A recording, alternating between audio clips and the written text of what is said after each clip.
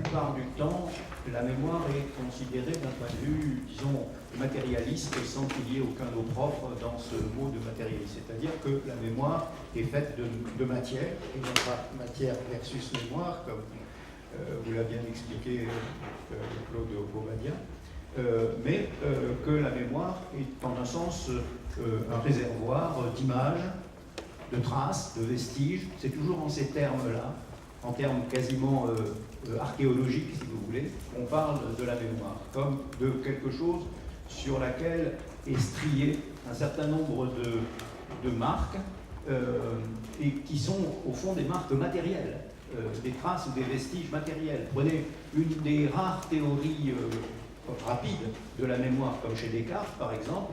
La mémoire est faite, dit Descartes, la mémoire matérielle en tout cas, ou corporelle, elle est faite de plis. Et cette théorie des plis est une théorie tout à fait matérielle, si vous voulez, des choses qui se passent dans le cerveau lorsqu'on nous faisons attention à quelque chose et nous le retenons, ou nous l'imprimons, comme on dit d'ailleurs, le terme est resté jusqu'à aujourd'hui, dans notre esprit ou dans notre cerveau. Personnellement, je pense que c'est plutôt dans le cerveau que justement les traces s'impriment. Cette idée d'impression, justement. Alors, qu'est-ce qu'il y a de... Donc, pour cette raison, sans doute, la mémoire n'a jamais été, au fond, une des facultés les plus réputées et les plus intéressantes de l'esprit pour les philosophes. Bien plus intéressante est, aux yeux des philosophes, l'imagination. Et c'est un petit peu sur cette dualité entre l'imagination et la mémoire que mon exposé va porter à travers la phénoménologie, dont je vous dirai un mot tout de suite après cette courte introduction. Je vous ai dit qu'il y avait deux raisons. La deuxième, c'est celle-là, c'est que, en un sens, si vous voulez, étant matériel, étant composé de traces et de vestiges, la mémoire n'a pas la souplesse, la mémoire n'a pas le dynamisme, la mémoire n'a pas l'activité qu'a l'imagination, qui, elle, joue avec les images, qui croise les signes, qui invente des possibles. L'imagination, de ce point de vue, est beaucoup plus proche de l'entendement, en tant que, justement, l'entendement connaît, et connaître, c'est dépasser, justement, l'apparence. Eh bien, sans imagination, nos connaissances seraient très courtes. L'imagination, si vous voulez, fore, en quelque sorte, l'avenir, ou le possible, et donne à l'entendement des matériaux, justement, à comparer, à croiser, à analyser, etc., etc. C'est pour ça que le lien entre l'entendement et l'imagination, même si ce lien est un peu critiqué par certains philosophes, ce lien, malgré tout, est essentiel. Alors que n'est pas essentiel le lien entre l'entendement et la mémoire. Ça, je le dis d'une façon qui n'a rien de provocatrice ou qui n'est pas une opinion personnelle. Il suffit de faire, si vous voulez, des statistiques dans l'histoire de la philosophie et de voir le peu de place de la mémoire dans les systèmes philosophiques. Évidemment, la grande exception, c'est Bergson dans matière de mémoire, mais il a parfaitement conscience d'une grande exception, parce que Bergson pense que justement l'histoire de la philosophie, ce n'est pas le seul problème pour lui. Le seul est passé à côté du vrai problème. C'est souvent, si vous voulez, chez Bergson que la philosophie est passée à côté de leur problème, heureusement qu'il est arrivé, et qui nous a remis sur la voie justement de ce qu'il convient de penser. Je le dis avec une pointe d'ironie, mais c'est évidemment une très grande entreprise, celle de Bergson. Vous en avez vu un aspect, plusieurs aspects d'ailleurs à travers l'exposé de Claude. Bon. Le point sur lequel je vais insister et préciser mon propos, c'est celui de la phénoménologie du souvenir et non pas de la mémoire, justement. Donc, je vais dans un premier temps évoquer dans les grandes lignes, parce qu'à la fois c'est difficile, il n'est pas certain du tout que vous connaissez ces choses-là, alors que Bergson, Platon, bon, ça fait partie du répertoire. La phénoménologie, moins, beaucoup moins. Alors un mot, si vous voulez, là-dessus, donc sur la phénoménologie du souvenir et non pas de la mémoire, vous allez comprendre pourquoi justement je fais cette distinction à travers le premier moment de mon exposé. Alors un mot, si vous voulez, sur la phénoménologie, que vous n'êtes pas censé connaître, il n'y a aucune honte à ça. La phénoménologie, ça veut dire l'analyse des phénomènes. L'inventeur de la phénoménologie au sens moderne, c'est le philosophe Husserl, Edmond Husserl, qui est allemand et qui a vécu de la fin du 19e siècle jusqu'en 1938. Ça valait mieux d'ailleurs pour lui, il s'arrête à ce moment-là. Et qui a ouvert en quelque sorte une des grandes voies de la philosophie moderne, qu'on appelle la voie de la phénoménologie, et qui a été suivie en France par des gens aussi connus, réputés comme philosophes que Sartre, Merleau-Ponty ou plus récemment Paul Ricoeur. Bon, donc voilà. Alors je ne vais pas vous faire un propos sur la phénoménologie. Je pense que vous n'en avez pas besoin, au sens où vous pourrez suivre ce que je vais dire sans savoir quels sont les a priori méthodologiques et ontologiques de Husserl. Husserl consacre des leçons en 1905 sur la conscience intime du temps, la conscience intime ou la conscience interne du temps. Pourquoi cette précision ? Parce que justement, Husserl veut mettre entre parenthèses, ne veut pas considérer le temps objectif, le temps des horloges, le temps astronomique, le temps de la nature, le temps voilà, que qu'on compte et qu'on mesure. Il veut simplement, si vous voulez, analyser la manière dont la conscience, je vais le dire de façon peut-être un petit peu technique, si vous voulez, la manière dont la conscience se temporalise. C'est-à-dire, si vous voulez, elle devient elle-même temps. C'est ça la conscience du temps, c'est le devenir temporel de la conscience. Ça veut dire quoi, le devenir temporel de la conscience? Ça veut dire, si vous voulez, que la conscience ne cesse, d'une certaine manière, de progresser, un peu comme dans la durée bergsonienne, hein, c'est à peu près pareil, d'ailleurs c'est assez semblable, hein, les analyses de leçons de 1905 et celles de Bergson sur la durée, c'est assez semblable, pas sur la mémoire, sur la durée. Bon, la conscience, en un sens, ne cesse, si vous voulez, d'avancer, en quelque sorte, dans le temps, c'est-à-dire que ça fait comme un effet de boule de neige, vous voyez? La conscience ne cesse de parcourir une série de maintenant qui s'accumule, cette série de maintenant, et c'est cette série de maintenant qui donne le passé. Ah, vous allez me dire, c'est une grande découverte, ça, hein, c'est bien. Non, c'est vrai que ce n'est pas une grande découverte. Ce qui est intéressant, si vous voulez, c'est que le passé, pour Husserl, il est fait de la série des maintenant, c'est-à-dire de la série des présents. Si bien que le passé, en tant que passé, si vous voulez, n'a pas de statut ontologique propre. Le passé, ça n'est jamais, si vous voulez, que le présent aboli, que le présent révolu. Le passé, ça n'est pas une dimension de l'être, pas plus que l'avenir d'ailleurs. La seule dimension de l'être, chez Husserl, c'est le présent. Ce qu'il appelle aussi, dans des textes ultérieurs, le présent vivant. Bon. Du coup, Husserl reprend en un sens, sans le dire et peut-être même sans le savoir, il n'était pas philosophe de formation, il était mathématicien, la distinction que Henri vient de rappeler entre mnémé et anamnésis. Mais il la reprend à sa manière.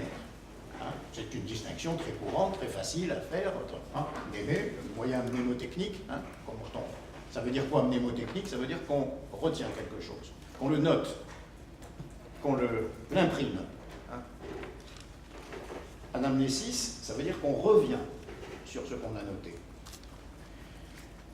Husserl distingue alors, dans son vocabulaire à lui, ce qu'il appelle le souvenir primaire, de ce qu'il appelle aussi le re-souvenir. Le souvenir primaire, son opération, si vous voulez, l'opération de souvenir primaire, c'est la rétention. Ça veut dire que quand j'entends quelque chose, le bruit d'une voiture qui passe, le son d'un instrument qui faiblit, voilà, bon. Hein. Mais c'est important, si vous voulez, de prendre des exemples de continuum sonore, hein, et non pas des exemples de choses discrètes, hein, non, de continu sonore. Le bruit dans la rue, la mobilette, non, c'est pas ça, bon, le violon, des choses comme ça. En un sens, si vous voulez, le souvenir primaire, c'est un souvenir qui colle à la perception. Il est à peine, si vous voulez, distingué de la perception. C'est comme si c'était une perception finissante. Vous voyez? comme quand on entend quelque chose et ça résonne encore dans l'oreille, et on ne sait plus si c'est à ce moment-là du souvenir ou de la perception. Ben, c'est ça au fond le souvenir. C'est une perception, si vous voulez, qui s'éteint, qui finit progressivement. Mais c'est encore une perception. C'est-à-dire, c'est quelque chose que je retiens en moi. D'où le terme de rétention pour qualifier justement ce souvenir primaire. C'est une rétention. Et de ce point de vue, si vous voulez, la rétention a quelque chose évidemment de la conservation qui est la fonction de la mémoire, mais ce n'est pas la mémoire. C'est pas la mémoire, c'est la perception. D'une certaine manière, c'est la perception qui s'élargit, c'est la perception qui se temporalise et qui engrange, pour ainsi dire, une perception finissante dans celle qui vient de commencer. D'où le caractère de continuité de la conscience, qui justement, si vous voulez, ne se sépare plus en une conscience mémorisante et une conscience perceptive. C'est la même conscience.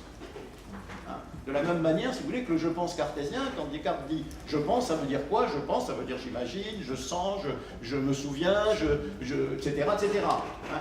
On retrouve, si vous voulez, et je ne sais pas pour rien, on retrouve, si vous voulez, cette unité indivise du cogito cartésien dans la conscience husserlienne. Voilà. La conscience husserlienne, si vous voulez, elle n'est pas scindée en mémoire ou imagination du futur. C'est la même conscience qui se souvient et qui imagine. Voilà pourquoi l'activité propre ou l'opération la plus caractéristique, si vous voulez, de la conscience, c'est ce que Husserl appelle la modification. La modification. Il y a un très beau roman de Michel Butor qui s'appelle La modification.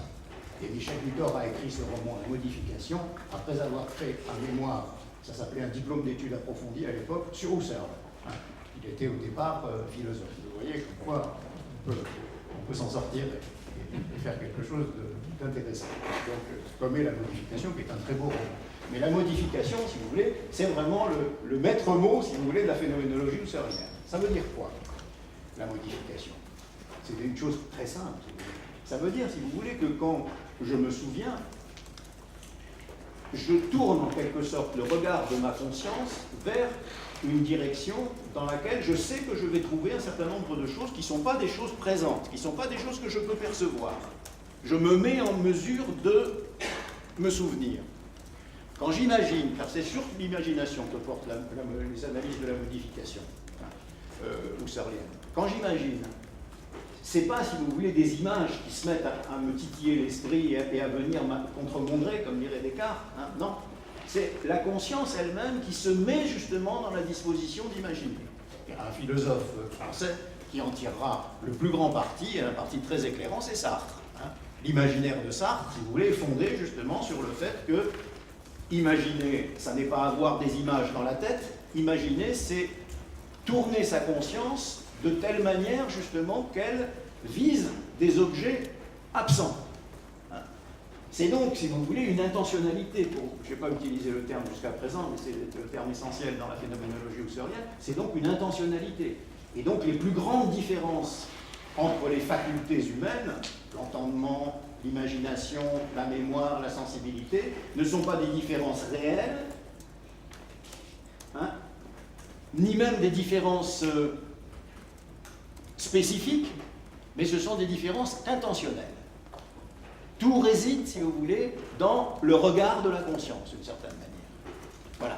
Voilà pourquoi, si vous voulez, la mémoire n'est pas, en quelque sorte, un palais ou un empire, ou vous voyez, quelque chose qui existe quelque part et dans lequel il faudrait aller, hein, ou dans lequel il faudrait, en un sens, s'altérer pour... il faudrait couper court, si vous voulez, à notre rapport au présent pour aller dans la mémoire. Non. La mémoire, c'est la conscience. Mais c'est la conscience en tant justement qu'elle se rapporte à ses souvenirs primaires, qu'elle a gardés, rétention, et qu'elle réfléchit dessus. Voilà ce que c'est que le ressouvenir. C'est la réflexion sur le souvenir. La réflexion sur le souvenir qui me permet pratiquement, réflexion, de me donner en un sens le passé en personne, dit Husserl. Dans le ressouvenir, le passé se présente en personne. Ça veut dire quoi que le passé se présente en personne? Ça veut dire, si vous voulez, qu'il n'est pas vraiment passé. Parce que si le passé se présentait en personne, eh bien, il ne se présenterait pas, justement. Parce que le passé, c'est le passé, et le présent, c'est le présent. Donc si le passé se présente, c'est qu'il n'est pas tout à fait passé. Et il n'est pas tout à fait passé parce que la conscience est rétentionnelle. Parce que la conscience retient, justement, les perceptions. Et donc, si vous voulez, tout se passe comme si la conscience avait sous la main les éléments qui lui permettent, justement, de se souvenir, c'est-à-dire finalement de réactiver, terme fondamental aussi chez Husserl, de réactiver quelque chose d'inactuel, quelque chose d'oublié, quelque chose qui est tombé dans les profondeurs de la conscience, sans pour autant, si vous voulez, être devenu inconscient. Autrement dit, si vous voulez, même les souvenirs enfouis ne sont pas, si vous voulez, des souvenirs inconscients. Les souvenirs enfouis sont des souvenirs que la conscience, si vous voulez, va aller chercher là où il se trouve. Tout se passe comme si la conscience, si vous voulez, avait en quelque sorte un GPS, si vous voulez, intellectuel ou théorique, qui lui permettait justement de savoir où sont les choses. Voilà. C'est pour ça que quand j'imagine, je sais bien, si vous voulez, que ce que j'imagine, ça ne s'est pas passé. Alors que quand je me souviens, c'est ça la grande différence. Et c'est ça, faudrait-il dire, l'unique différence entre imaginer et se souvenir.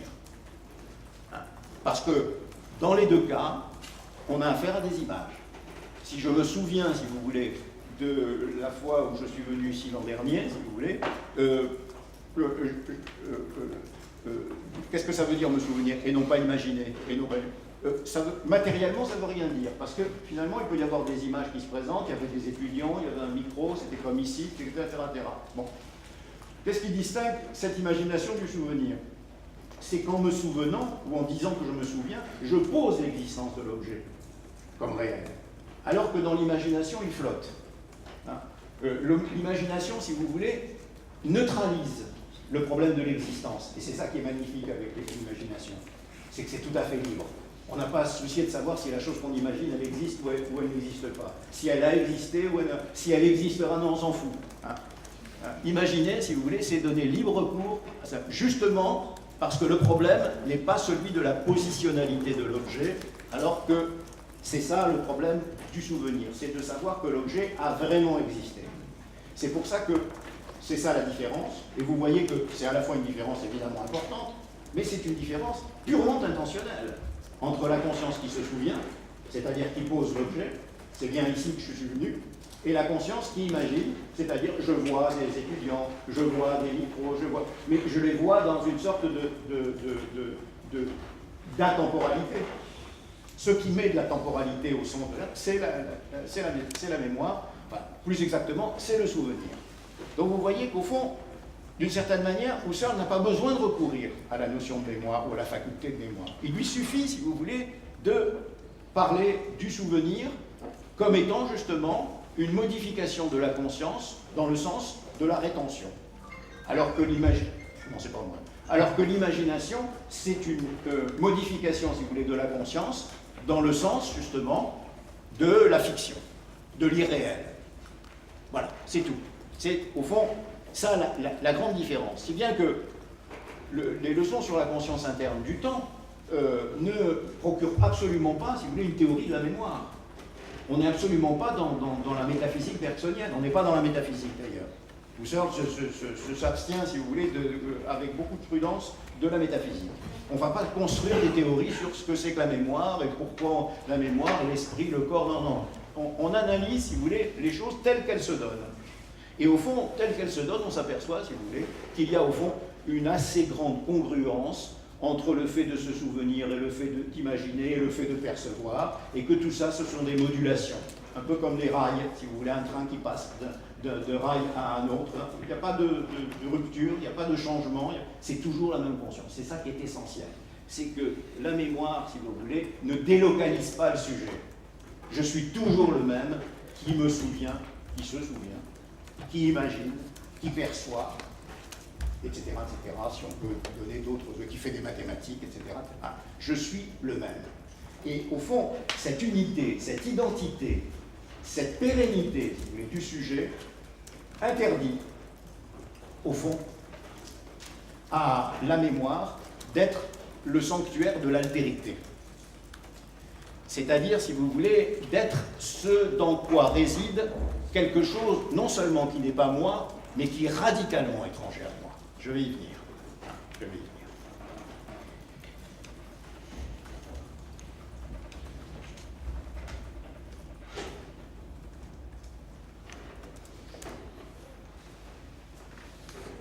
Eh bien, j'y viens tout de suite, d'ailleurs. Je vous dirai des choses que je n'ai pas eu le temps de vous dire, ou qui ne me sont pas venues comme ça à l'esprit. Je vais venir tout de suite, justement, à cette question de la vérité. Je dis, et je le dis vite, qu'en un sens, Husserl évite de rencontrer, et je ne le fais pas exprès, c'est comme ça, sa philosophie elle est comme ça, de rencontrer, si vous voulez, le problème de la mémoire comme étant celui de la conservation de l'altérité. Vous avez lu Proust, tous, enfin pas tout Proust, avant, mais vous avez tous lu un peu de Proust. Et en lire un peu, c'est en connaître la totalité. C'est ce que c'est. Proust et Proust dans chacune de ses phrases. Donc voilà, c'est comme une pars totalis, comme dirait Leibniz.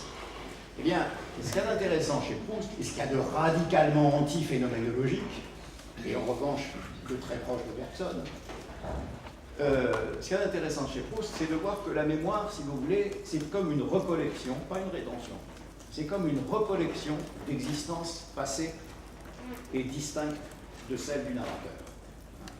Autrement dit, si vous voulez, Proust évoque les vies, d'une certaine manière, qui furent les siennes et qui ne sont plus la sienne. Il évoque des choses non seulement qui sont passées, mais il évoque des choses, si vous voulez, qui avaient leur identité propre, qui avaient leur lieu propre, qui avaient leur temporalité propre.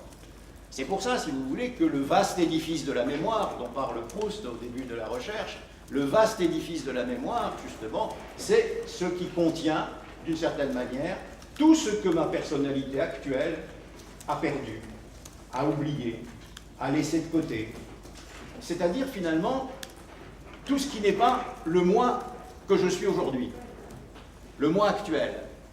Et en un sens, si vous voulez, on peut dire que le rapport de soi à la mémoire, le rapport de soi à soi, si vous voulez, dans la mémoire, il peut être compris de deux façons, non seulement différentes, mais opposées l'une à l'autre. Il peut être compris comme Claude l'a montré. C'est-à-dire, il peut être compris, si vous voulez, comme, d'une certaine manière, une résurrection de ce qui fut. Et je crois que le terme de résurrection est le plus approprié pour désigner, justement, le retour de ce qu'on croyait mort, oublié, obsolète, disparu, etc., etc. Mais justement, c'est comme altérité qu'il apparaît. C'est comme l'autre que j'étais, voire même, si vous voulez, comme un autre moi. Pas le moi d'aujourd'hui, mais le moi d'hier. Donc, et en ce sens, le sujet, si vous voulez, est un sujet, d'une certaine manière, clivé. C'est-à-dire, c'est un sujet, si vous voulez, qui n'est pas le même. Et qui, c'est pour ça qu'il y a la recherche du temps perdu. On s'en fout, si vous voulez, du temps perdu. C'est pas rechercher. Ce que recherche Proust, c'est pas le temps perdu, c'est le moi perdu.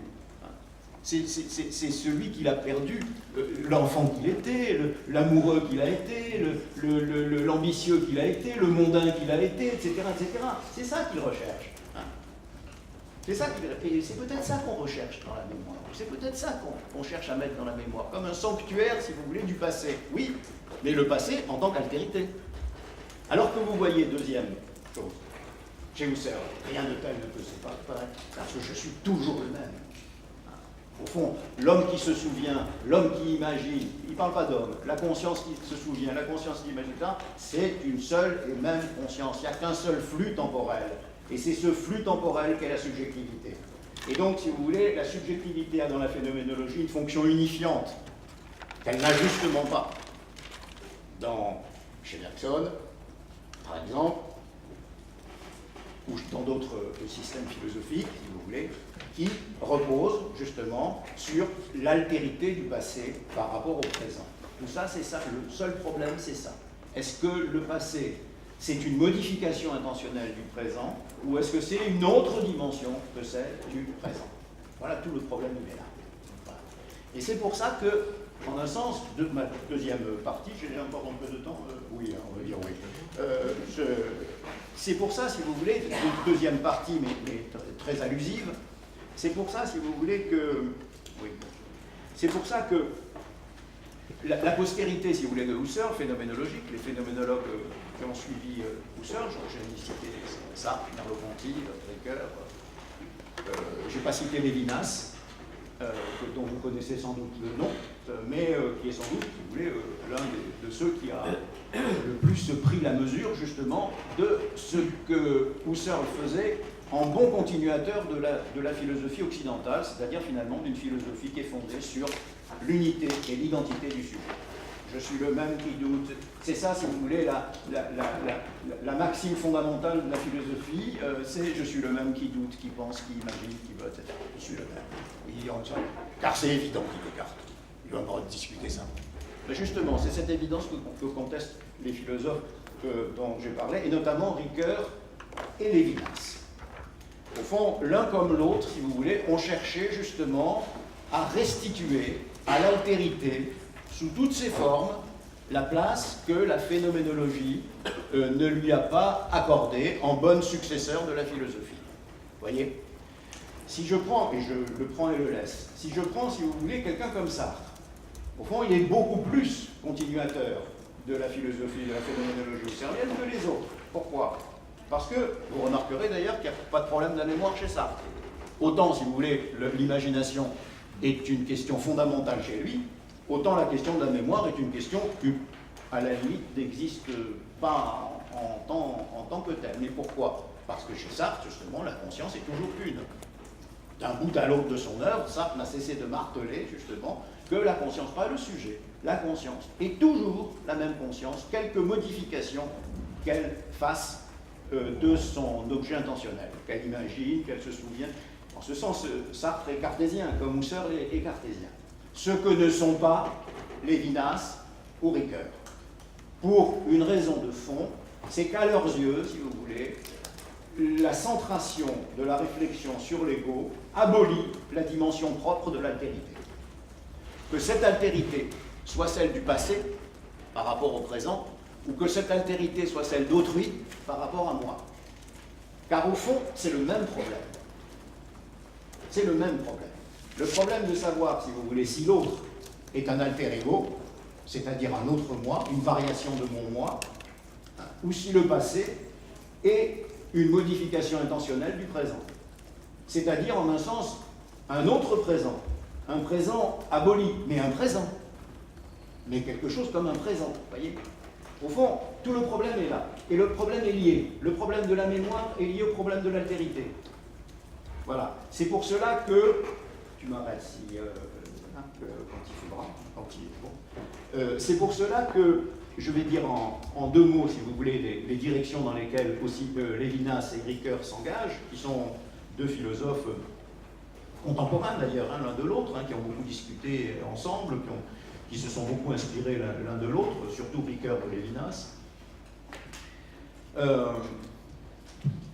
Un mot sur Lévinas.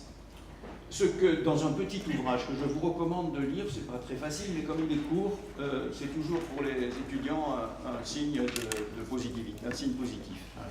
La brièveté des ouvrages auxquels on se réfère. Même s'ils sont difficiles, s'ils sont courts, c'est mieux. Bon. Et en ce sens-là, vous aurez raison. Le petit ouvrage de Lévinas, c'est une série de conférences qui s'appelle « Le temps et l'autre ». Le titre est d'ailleurs significatif. Lisez ça à propos à ce qui concerne la mémoire. Vous n'y trouverez pas, si vous voulez, de théorie de la mémoire. Mais vous y trouverez justement cette idée, si vous voulez, que le temps, je le dis banalement, le temps n'est pas quelque chose de gras. Le temps a des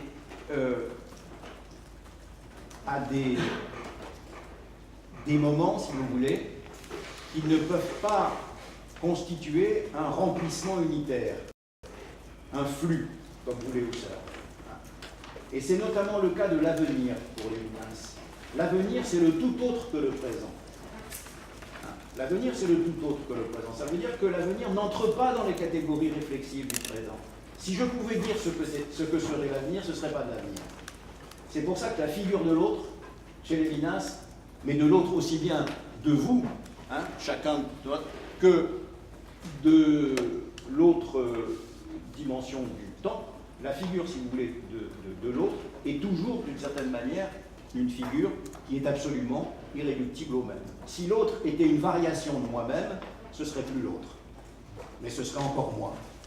Comme c'est bien souvent le cas, si vous voulez, chez les gens qui comprennent les autres. Hein. Ils les comprennent d'autant mieux, si vous voulez, qu'ils se comprennent à travers eux. Hein. Donc, la question, si vous voulez, c'est de savoir si, justement, il y a quelque chose qui est de l'ordre d'une altérité radicale, auquel cas, la conscience ne peut pas se modifier en direction de cette altérité. Il faut qu'elle abdique. Il faut qu'elle se laisse toucher par l'altérité. Et c'est là qu'intervient, si vous voulez, une dimension qui me paraît essentielle dans la mémoire, et c'est la raison pour laquelle elle n'est pas tellement, la mémoire, zut, je ne sais plus quoi, dans la philosophie, elle n'est pas la favorite de la philosophie, allons, disons les choses comme ça. Je sais plus quoi. Aidez-moi. Oui, je me souviens plus. Mais je vais opérer, si vous voulez, un ressouvenir sur le souvenir primaire, et ça va me permettre justement de revenir. Oui, ce que je disais, si vous voulez, j'ai perdu le fil, hein, désolé. Ce que je disais, si vous voulez, c'était que l'altérité, justement, était quelque chose qui me tombait dessus, en un sens, si vous voulez. Hein, l'autre, c'est pas quelque chose que je tiens dans ma tête, que je tiens dans mes concepts, que je tiens dans mes idées. L'autre, c'est quelque chose qui fait irruption en moi et qui oppose au moi, justement, quelque chose qui n'a plus rien à voir avec lui. L'autre, c'est l'altérité absolue. L'autre homme, c'est l'altérité absolue. Ça peut paraître un peu étrange, parce que l'autre homme, c'est mon semblable, c'est mon truc. Oui, dit Lévinas. Il écrit un livre qui s'appelle « Humanisme de l'autre homme ». C'est-à-dire, c'est vrai, l'autre, le respect de l'autre, si vous voulez, c'est le respect de son altérité. C'est ça son humanité, c'est son altérité, et pas l'inverse. Donc il y a cet aspect-là, si vous voulez, qui fait qu'au fond, pour Lévinas, voilà. Et on retrouve ce que je disais, si vous voulez, en commençant, c'est-à-dire que finalement, la mémoire, ou le passé, qui contient le passé, ou l'altérité de l'autre homme, c'est quelque chose de passif. Autrement dit, c'est en tant que passivité que ça m'advient. Et vous voyez pourquoi on ne trouve pas tellement le problème de la mémoire dans la philosophie. Parce que justement, la mémoire semble être quelque chose de plus passif que toute passivité donnée. Alors que l'imagination, la sensibilité, l'entendement sont des facultés actives, productives. Vous voyez ? C'est-à-dire, au fond, et active et productive. Pourquoi ? Parce que c'est le même sujet qui fait différent. Voilà. Et le deuxième auteur, je pensais d'ailleurs parler surtout de lui dans la deuxième partie, mais bon, c'est pas grave, vous avez ce livre. Bon, là, c'est pas très court, hein, je suis désolé. La mémoire, l'histoire, l'oubli de Ricoeur, qui contient, qui commence, et c'est pas pour rien, une discussion, mais une discussion à couteau tiré avec Husserl, justement, afin de mettre en place ce qui, pour le dernier Ricoeur, hein, il est assez vieux quand il écrit ça, il meurt peu de temps après, est essentiel, c'est-à-dire le caractère pluriel, le caractère collectif de la mémoire. Parce que toutes les critiques qu'on fait de la phénoménologie, et je finis, toutes les critiques qu'on fait de la phénoménologie, c'est ça. La phénoménologie, elle est centrée sur l'ego. Elle ne sort pas de l'ego. L'ego peut, en quelque sorte, par condescendance, aller chercher l'autre, peut par condescendance aller chercher le passé, mais en un sens, si vous voulez, il y a une autarcie de l'ego. C'est ça que les post-phénoménologues, comme Lévinas ou comme Ricoeur, ont cherché à casser. Lévinas avec l'altérité de l'autre homme, Ricoeur avec le caractère collectif de la mémoire. La mémoire, dit Ricoeur, y compris la mémoire personnelle, elle est toujours une mémoire sociale. Elle est toujours une mémoire dans laquelle je suis avec les autres. Je ne me retrouve pas seul dans la mémoire. Et c'est en ce sens que la mémoire, 1, elle est passive, 2, elle n'entre pas justement dans le cercle de légaux, c'est-à-dire dans le cercle de la constitution des objets intentionnels. J'étais un peu rapide sur ces questions qui sont assez délicates. Je m'en excuse, mais on n'a pas beaucoup de temps pour parler. Voilà. Merci.